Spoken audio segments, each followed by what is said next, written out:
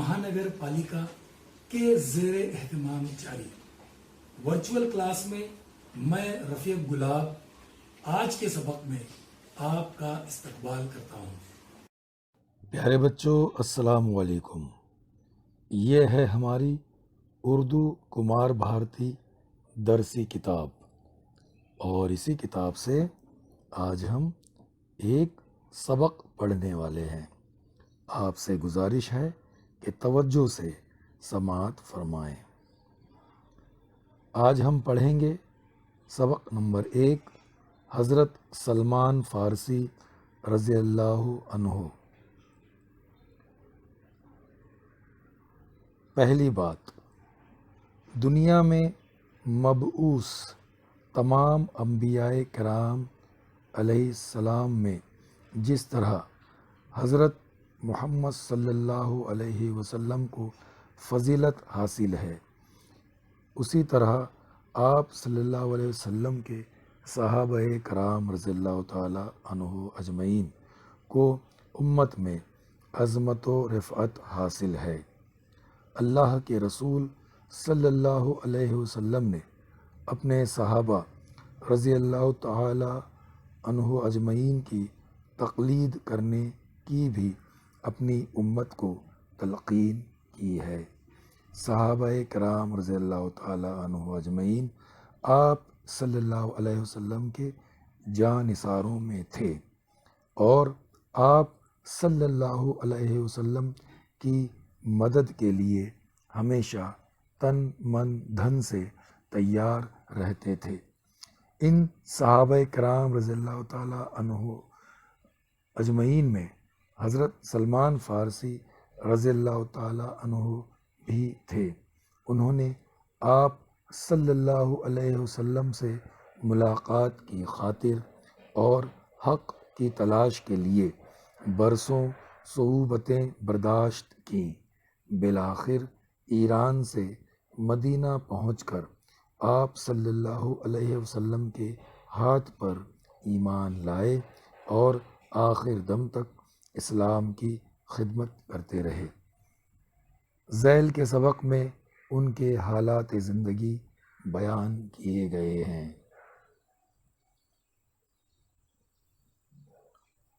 हम पढ़ रहे हैं सबक नंबर 1, हज़रत सलमान फ़ारसी रज़ियल्लाहु ताला अन्हु। समाअत फरमाएं।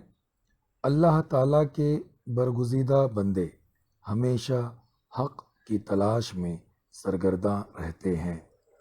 उनकी इस्तकामत और साबित कदमी में इस राह के मसाइब कभी भी माने नहीं होते और वो तमाम तकलीफ़ों का सामना करते हुए आगे बढ़ते रहते हैं।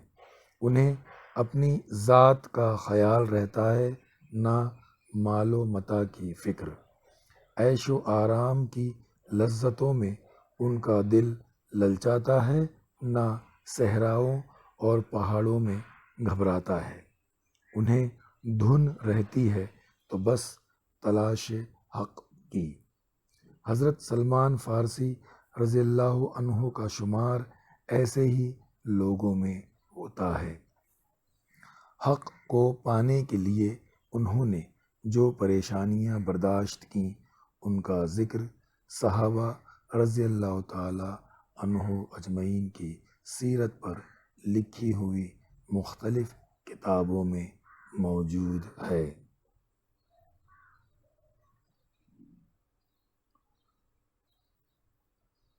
ईरान क़दीम ज़माने ही से इल्म व हुनर का मरकज़ रहा है।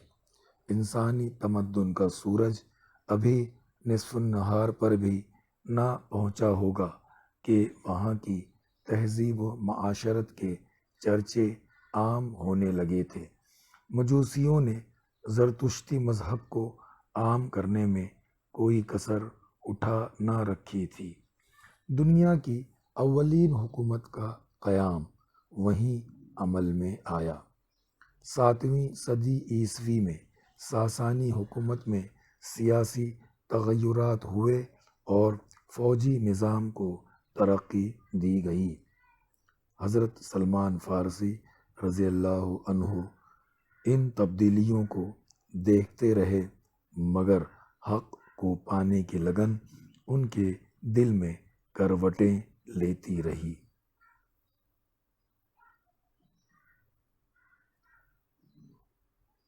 حضرت سلمان رضی اللہ عنہ کے والد یوزخشان بن مرسلان اصفہان کے ایک گاؤں جیان کے ایک بڑے مجوسی زمیندار تھے۔ کسی وجہ سے انہوں نے جیان سے ترک وطن کر کے ہرمز میں سکونت اختیار کر لی تھی۔ اسی گاؤں میں حضرت سلمان رضی اللہ عنہ پیدا ہوئے۔ ان کا پہلا نام ماہویہ تھا۔ وہ اپنے والد کے لیے دنیا کی ساری چیزوں سے زیادہ محبوب تھے، اسی لیے بچپن سے ان کا بہت زیادہ خیال رکھا جاتا تھا۔ انہوں نے کم عمری ہی میں مجوسیت کی اس قدر تعلیم حاصل کر لی تھی کہ انہیں آتش کدے کا داروغہ بنا دیا گیا، مگر وہ اس مذہب سے مطمئن نہیں تھے۔ ایک دن کا ذکر ہے کہ حضرت سلمان رضی اللہ عنہ کے والد نے کسی کام کے لیے انہیں کھیت میں جانے کے لیے کہا۔ کھیت کے راستے میں ایک گرجا گھر تھا۔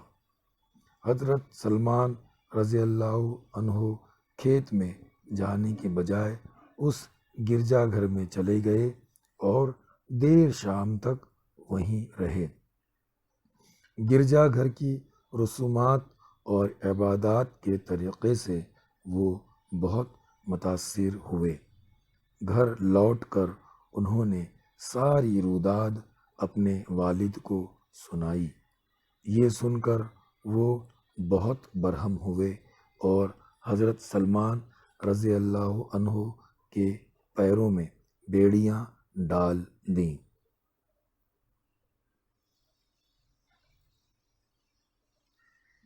حضرت سلمان رضی اللہ عنہ کسی طرح ان بیڑیوں سے آزاد ہوئے اور ایک عیسائی قافلے کے ساتھ ملک شام چلے گئے۔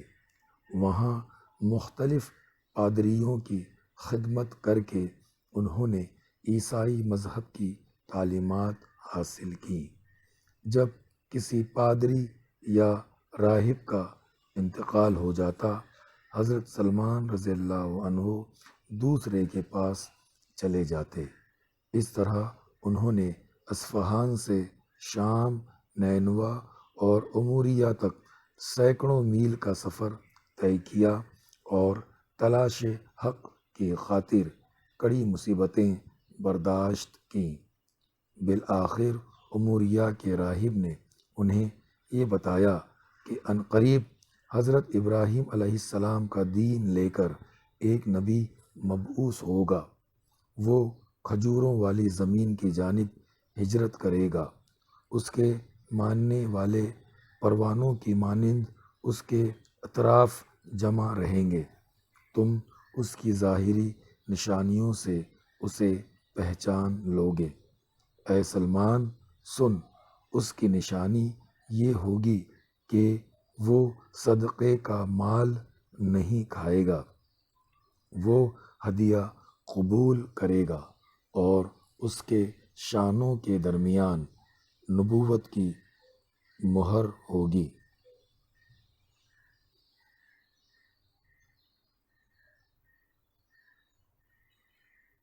حضرت سلمان فارسی رضی اللہ عنہ اب کھجوروں والی زمین تک پہنچنے کے لیے بے قرار رہنے لگے۔ انہوں نے لوگوں سے اس سرزمین کے متعلق دریافت کیا تو پتہ چلا کہ یہ عرب کی ایک بستی مدینہ ہے۔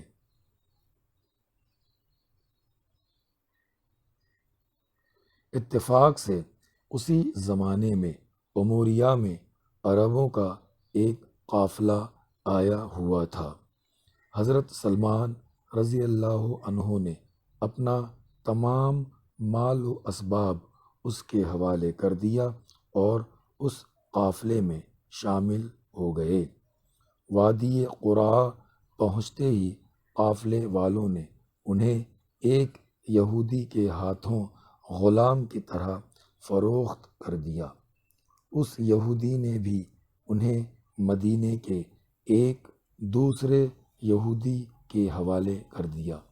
اس طرح حضرت سلمان رضی اللہ عنہ سخت تکلیفوں کا سامنا کرتے ہوئے کھجوروں والی زمین تک پہنچ گئے۔ وہ آنے والے نبی صلی اللہ علیہ وسلم تک پہنچنے کے لیے بے چین رہنے لگے۔ ایک دن وہ اپنے یہودی آقا کے باغ میں درخت پر چڑھ رہے تھے کہ کسی نے باغ کے مالک کو یہ خبر سنائی کہ قبا میں چند لوگ ایک شخص کو اپنا نبی کہہ رہے ہیں اور اس کے گرد جمع ہو رہے ہیں۔ خبر کا سننا تھا کہ حضرت سلمان رضی اللہ تعالی عنہ کانپنے لگے۔ نیچے اتر کر انہوں نے نبی صلی اللہ علیہ وسلم سے ملنے کی تدبیریں کیں۔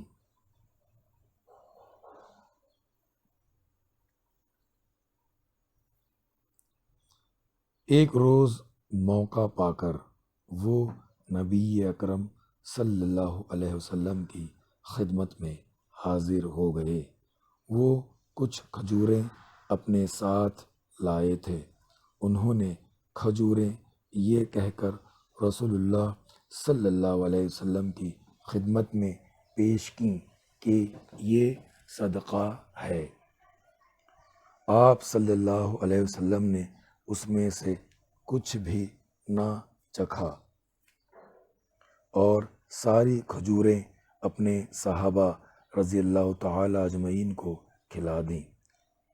حضرت سلمان رضی اللہ تعالی عنہ یہ دیکھ کر مطمئن ہو گئے کہ راہب کی بتائی ہوئی پہلی نشانی تو صحیح ثابت ہوئی۔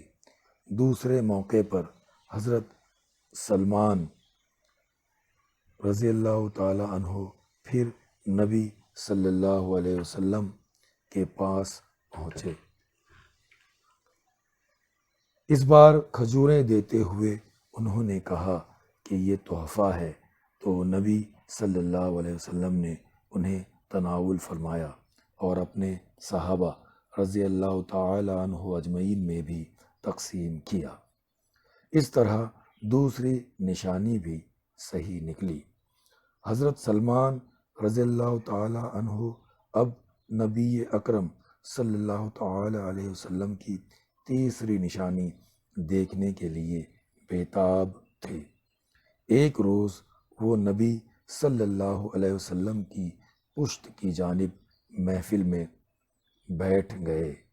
اس وقت آپ صلی اللہ علیہ وسلم کے جسم کا کپڑا ہوا سے سرک گیا اور آپ صلی اللہ علیہ وسلم کی پشت پر موجود مہر نبوت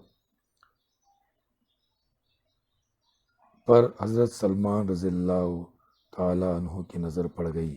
انہوں نے نہ صرف اس کا دیدار کیا بلکہ اسے چوم کر دیر تک روتے رہے اور اسی محفل میں آپ صلی اللہ علیہ وسلم کے ہاتھ پر بیعت ہو کر مسلمان ہو گئے۔ یہاں پہنچ کر حضرت سلمان رضی اللہ تعالیٰ عنہ کی تلاش حق کا سفر تمام ہوا۔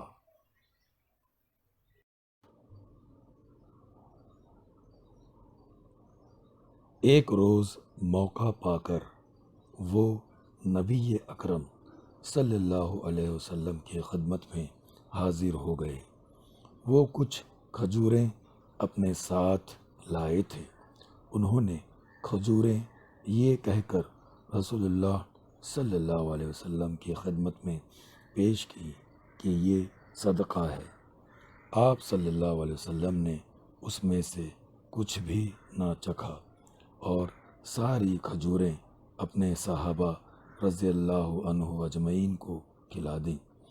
حضرت سلمان رضی اللہ عنہ یہ دیکھ کر مطمئن ہو گئے کہ راہب کی بتائی ہوئی پہلی نشانی تو صحیح ثابت ہوئی۔ دوسرے موقع پر حضرت سلمان رضی اللہ عنہ پھر نبی صلی اللہ علیہ وسلم کے پاس پہنچے۔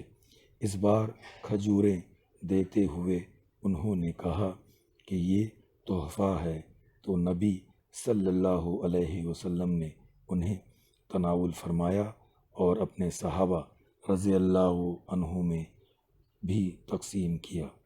اس طرح دوسری نشانی بھی صحیح نکلی۔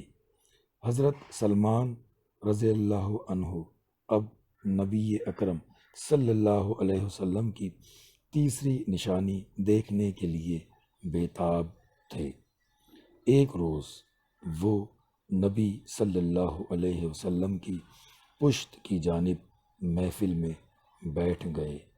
اس وقت آپ صلی اللہ علیہ وسلم کے جسم کا کپڑا ہوا سے سرک گیا اور آپ صلی اللہ علیہ وسلم کی پشت پر موجود مہر نبوت پر حضرت سلمان رضی اللہ عنہ کی نظر پڑ گئی۔ انہوں نے نہ صرف اس کا دیدار کیا بلکہ اسے چوم کر دیر تک روتے رہے اور اسی محفل میں آپ صلی اللہ علیہ وسلم کے ہاتھ پر بیعت ہو کر مسلمان ہو گئے۔ یہاں پہنچ کر حضرت سلمان رضی اللہ تعالی عنہ کی تلاش حق کا سفر تمام ہوا۔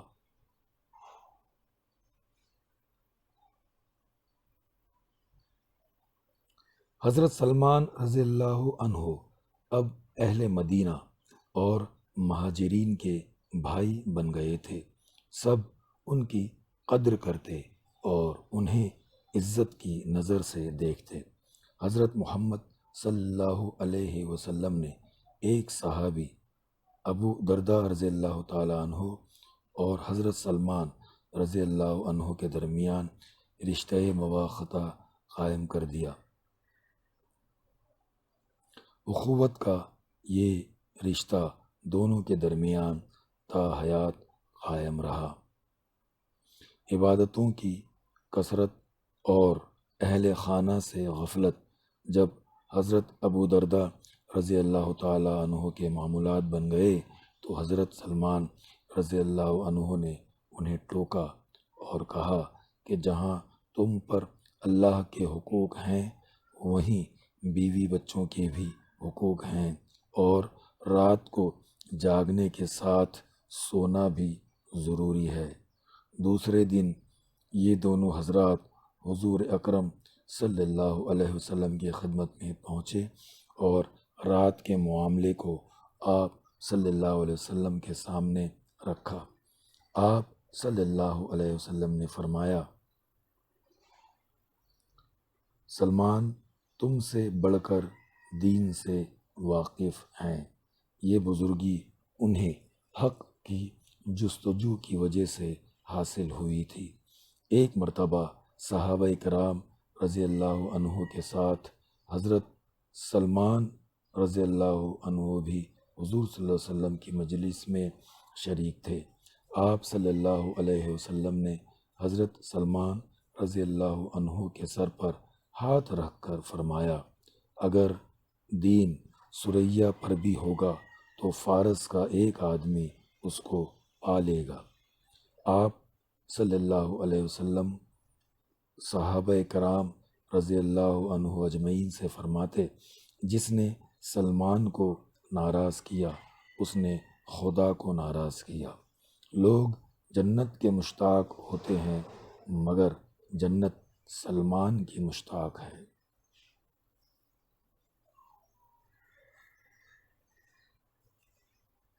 حضرت سلمان رضی اللہ عنہ جب تک یہودی کے غلام رہے وہ اسلامی جنگوں میں شریک نہ ہو سکے۔ رسول اکرم صلی اللہ علیہ وسلم نے 300 کھجور کے درختوں اور 40 اوقیہ سونا معاوضہ دے کر حضرت سلمان رضی اللہ عنہ کو آزاد کرا لیا۔ اب وہ جنگوں میں اپنی صلاحیتوں کا آزادانہ استعمال کرنے لگے۔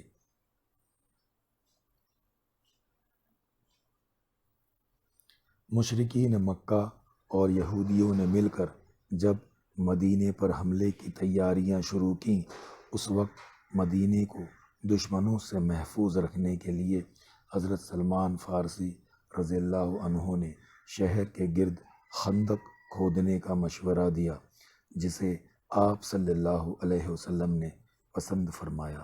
خندق کھودی گئی جو اتنی گہری اور چوڑی تھی کہ دشمنوں کے گھوڑے بھی اسے پار نہیں کر سکے اور انہیں پسپا ہونا پڑا۔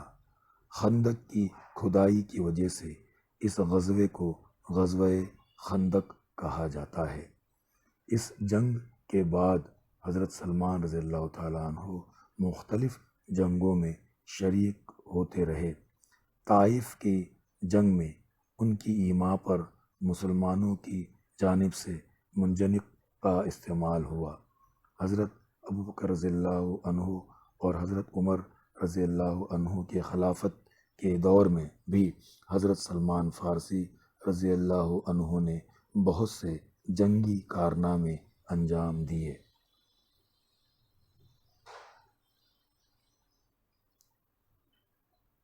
حضرت عمر رضی اللہ عنہ کے دور خلافت میں جب ایران پر لشکر کشی کی گئی تو اس وقت خود سلمان فارسی رضی اللہ عنہ اسلامی لشکر کی رہنمائی فرما رہے تھے۔ انہوں نے اولاً اپنے ہم وطن ایرانیوں کو مخاطب کیا اور انہیں سمجھایا، میں تم ہی میں سے ایک آدمی ہوں۔ تم دیکھتے ہو کہ عرب میری عزت کرتے ہیں۔ اگر تم اسلام لے آئے تو تمہارے لیے ویسے ہی حقوق ہوں گے جیسے ہمارے لیے ہیں۔ تم پر وہی احکام واجب ہوں گے جو ہم پر ہیں۔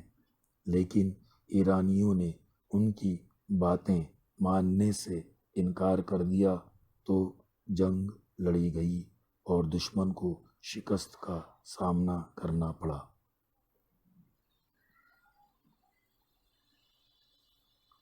حضرت عمر فاروق رضی اللہ عنہ کا یہ وہ دور تھا جس میں غلاموں کو ملکوں کا حکمراں اور صفا کے غربا کو اسلامی ممالک کا ناظم اعلیٰ بنایا جا رہا تھا۔ ایسی خوشحالی کے زمانے میں بھی مدائن کے ناظم اعلیٰ حضرت سلمان فارسی رضی اللہ عنہ کھجور کے باغ میں پیڑوں کے سائے تلے ٹوکریاں اور چٹائیاں بنتے رہے۔ عشق رسول صلی اللہ علیہ وسلم کی طلب میں وہ بے چین رہتے۔ انہیں لگن لگی تھی تو جنت میں حضرت محمد صلی اللہ علیہ وسلم سے ملاقات کی، آپ صلی اللہ علیہ وسلم کی مصاحبت کی اور آپ صلی اللہ علیہ وسلم کے دیدار کی۔ اسی فکر میں غلطاں وہ زندگی کے ایام گزار رہے تھے۔ حکومت کی جانب سے ملنے والا عطیہ وہ خیرات کر دیتے یا لینے سے انکار کر دیتے۔ ان کی روزانہ کی آمدنی 3 درہم تھی۔ 1 درہم میں وہ ٹوکریاں بنانے کے لیے کھجور کے پتے خریدتے، 1 درہم گھر میں خرچ کرتے اور 1 درہم خیرات کر دیتے۔ یہی ان کے معمولات میں شامل تھا۔